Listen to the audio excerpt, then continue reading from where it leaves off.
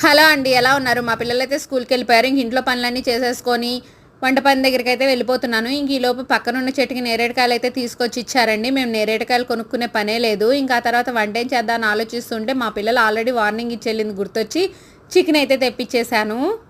రెగ్యులర్గా చేసుకునే chicken curry కాకుండా ఒక మంచి రెసిపీ కూడా మీతో షేర్ చేసుకోవాలనుకుంటున్నాను. ఈ బ్యాచిలర్ చికెన్ ఫ్రై ఈ విధంగా కానీ చేసుకున్నాం అంటే ముక్క మెత్తగా ఉంటుంది, అన్నంలోకి కూడా బాగుంటుంది తినేటప్పుడు.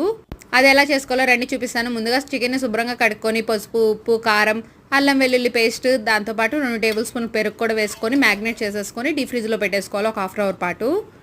ఆ తర్వాత బాండి పెట్టి 2 గంటలు నూనె వేసి చెక్క, లవంగం, పచ్చిమిరకాయలు, ఉల్లిపాయలు, కరివేపాకు బాగా వేగిన తర్వాత మ్యాగ్నేట్ చేసిన చికెన్ కూడా వేసేసుకొని మూత పెట్టి ఒక పావు గంట అయితే ఉడకపెట్టుకోవాలి సిమ్లోనే.